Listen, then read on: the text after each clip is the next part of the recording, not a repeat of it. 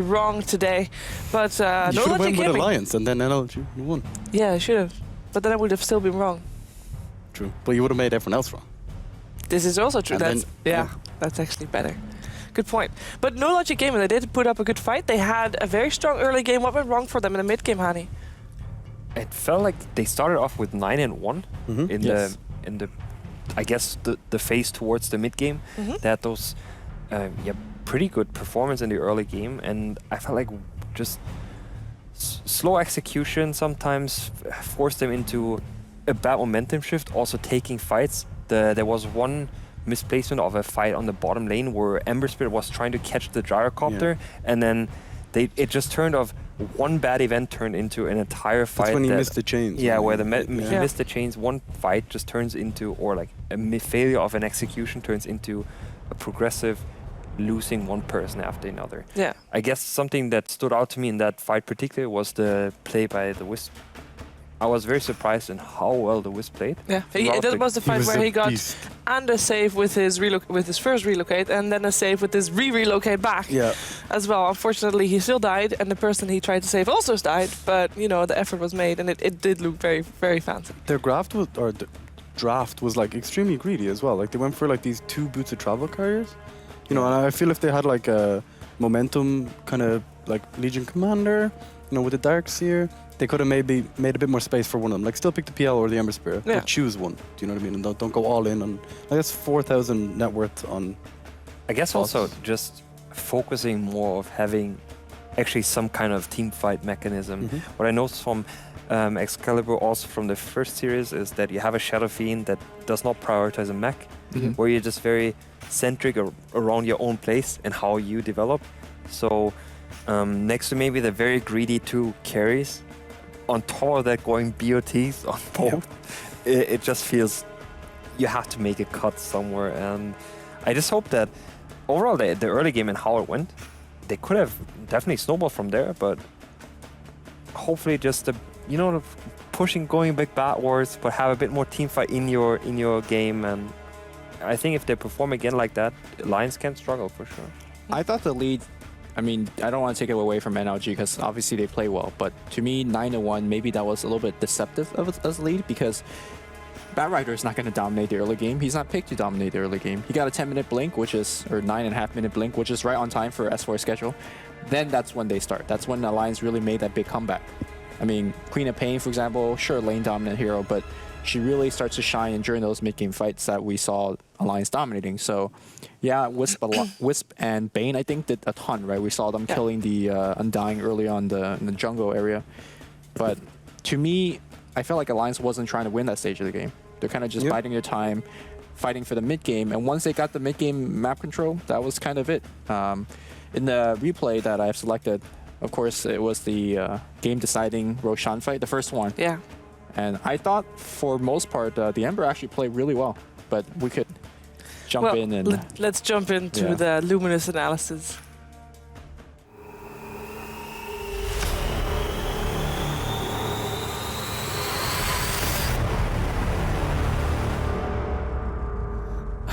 All right, so I just took Shiver's No, it's moment fine. in glory. I'm sorry. I was actually that was not my moment of glory, but you could then say yourself, you know. All right, Let's go to my analysis. Take control. go. Let's jump in. Let's jump in. All right, so we saw the Batrider as well as the Ember Spirit scout each other out. Can we go back a little bit more? Scriff, I think I heard that before. we talked about this. Keep going back. Or is this the furthest point we could go back? This is where you started with the clip. I'm pretty Go sure. back to the future. All right, so this is the first. Okay, so before this actually happened, Ember Spirit shot a remnant into the pit. So they basically saw each other, right? What was really interesting to me, and I thought perhaps was a misplay, is as Batrider is initiating, look at Milan's position. He's going to use this Glimmer Cape and walk past the entirety of Alliance and basically sneak to the back line. Normally, that's a very strong play because you could basically shut down whoever you think is the most important for Alliance. But the target that he went for was pretty concerning.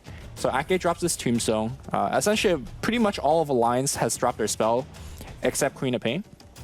So I thought Admiral Bulldog was definitely going to be the target. Milan comes in from the back line after a strong vacuum. So far, the teamfight looks really good, right?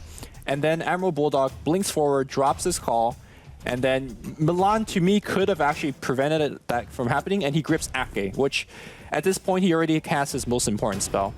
So I felt like that kind of was the inexperience that Bulldog just missing everyone. Did he miss everybody? It's like the Can we slow rewind? play. Yeah, Did he miss it? He Okay, literally Wait, missed everyone. Can we enjoy it? Wait. What? Yeah, like he didn't have anyone. I might hit Spartan. Do it again. Do it again? Okay. Okay. Well, maybe Milan was right. It's like, dude, he missed everybody. So I'm going for somebody else. Okay. I thought Bulldog was like, wow, you got off your Sonic Wave. Good job. But that's why we have these replay analysis, right? Where we look at Bulldog. But honestly, I think Bulldog played extremely well, right? The Orchid played during the mid-team fight. I mean, Mitch didn't. Every time he went in, it's just silence, no vacuum. Yeah. Stopped in his tracks. But in this particular fight, I thought normally like the Bat Rider initiation kind of decides it because the Bat Rider got relocated, anti-initiated so often, and then of course in that fight the chains actually stopped the Bat Rider initiation as well. So I thought that was a fight for NLG to win and maybe kind of turn the game around. It's pretty hard to fight into a tombstone on the high ground though. Yeah, that's it. Yeah. Like, especially if you're trying to land searing chains as well. It's very difficult. I mean, it was the for sure the cooldown was well placed, but as well as the tombstone, and then you start the fight.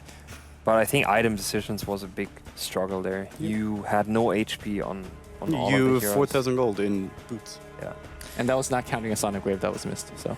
So you said they went for 2 greedy heroes on NoLogicGaming, and we're gonna find out if they're gonna do that again or not, because we are actually into the draft and we are pretty far in already. So let's take a look. We have got ourselves a Brood Mother as well as a Queen of Pain for Alliance and a Tusk and a Dazzle for NoLogicGaming. Reserve time. Okay. So when I seen Alliance do this in the past, this is their anti-mage draft. Like they pick Brood and Queen of Pain Radiant to make the team space, pick. and anti-mage usually goes for. They actually do Legion ban out Commander. the axe here, which I think is interesting. He has not been to pick. taken out as a ban against the Brood Mother a lot lately because it seemed to not work out for a lot of teams. They were maybe worried about the Dazzle, Tusk. But Axe they always shotgun. see the Legion Commander on the side as a counter towards Brood. Now, would this matchup between Bulldog and Johannesson fan? Did I say that correctly? Johannesson fan. Yeah, and Bulldog dominated that matchup in a Yes, true he 1v1. did. Yes. Like, you just go for the passive build and basically win. Radiant But the team question is pick. if NoLogic is going to give them that 1v1. Alliance's turn to pick. And of course, if you guys kind of joined in late, only catching the Alliance game and not seeing the Empire versus... Ooh, that you missed some show. Yeah, you miss one of the best mid performance I've seen in a long time. Actually, Nahas tweeted out the Windrunner, as in the Windrunner of the first game today. At 14 minutes, she had 11 kills, which is the best performance in terms of kills ever. Recorded on that Dota, I have Okay. to add. That's crazy. Because I tweeted it, like, is this the second coming of Vigos or PIS? Because I've not seen that kind of performance. Radiant It is Forever. so aggressive. Good thing that we have the numbers to back it up now. Yeah. No, it actually was so crazy. But hopefully we're gonna be able to see him do it here again. I mean, last time he was up against Yoki, Yoki might have underestimated him. I don't think S4 will make the same mistake. What's the matchup like, Queen versus Windrunner mid? I think it's fairly even. I would give a slight edge towards the Windrunner, just because Queen of Pain, you 10 want to Shadow seconds Strike, but remaining. once you Shadow Strike, you also most likely get hit twice in the process. If Windrunner plays well, you're not just gonna get Shadow Strike and nothing Radiant team happens. pick. So Windrunner, I think they do fairly well, Alliance's both of turn them. to pick. You just get like you will get your Depends though. creeps and Like Bane can rotate very easily to disrupt the Windrunner, and like Dazzle's not as good. You know what I mean? If like to get the early lead in the lane. I was just talking mainly yeah. just about the one-on-one Yeah. matchup. Both probably focus on making sure you push out the waves to get the runes, stack potentially if you wanted to do that. But you should not expect kills happen from 10 this lane, seconds remaining. In theory. in theory. Because who knows what could happen. They 5 actually pick seconds Necrophos. remaining. They have so much single target DPS on NoLogicGaming and no AoE. Like I guess Power Reserve Shot time. and overwhelming odds. I wonder how they will actually lane this, because you could argue that Legion Commander is a strong hero against the Brood Mother, but I think Necrophos can do well if you have a decent start. And you have a Dazzle by your side. Yeah. Yeah, it's very good. So you should be okay with the Spiderlings. At the same time, How about Dazzle Legion Commander offlane, Necrophos What Tusk about safe lane? Priestess of the Moon? We're just For naming Alliance. things No, now. no. Like, it's very, very good with the Bane and the Queen of Pain and the Broodmother. They make will so need a much- core for Loda. Yeah. It's gonna be Lina plus Bane as a support combo that Did you say it was an potentially rolls. anti-mage draft? Yeah, I do. Still agree? I like with seeing everything else. Yeah. so far. Legion Commander is really, really good against So is anti-mage. Wind Ranger, so Yeah. I don't think it's... It's tough to pick that hero. We've seen them pick Ricky in the past. else. Alchemist is also an Alchemist is there, yeah. They played they- a lot of Slardar. Do the solo safe lane Queen of Pain. But I guess Yeah. Legion is actually not too bad against Alchemist. Legion's good against a lot of their heroes. Will Lotus PA be Yep. okay here? Very good. At least blur protects you a little bit from They don't DLC. they usually pick it with follow-up though, like AA or Magnus. I think with Mag it scales very well Yeah, because exactly. PA can actually go into the survivability and still and get then damage. you get the splash. Yeah. So your farm is still very viable. What else would be there? I mean, they ran quite some Wraith King as well. For Sure, a Wraith period of King's very time. good. Yeah. Wraith King.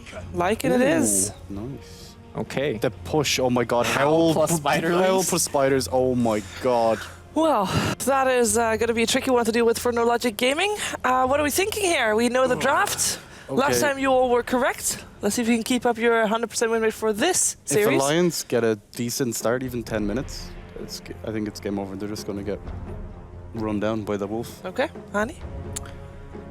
I would go with the consistency of Alliance, but I do like the heroes of Yeah. NoLogicGaming. So I'm just gonna go with them. Okay. You gonna go with no logic? Yeah, I like the heroes.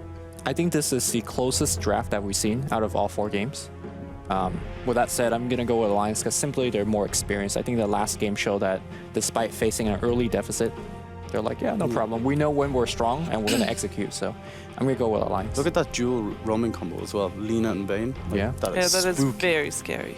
Especially when your lanes are so powerful already. But that also is a matter of, you could argue it's in theory a very, very strong combo, such as Lina plus Shadow Demon. Yep.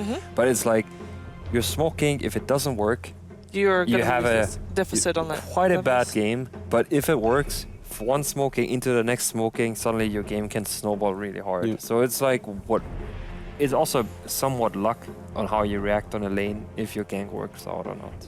Well, we're going to find out who's going to take the series. It is time for our last game of the evening. Alliance taking on NoLogicGaming. Game 2 with Odie Pixel and Draskell.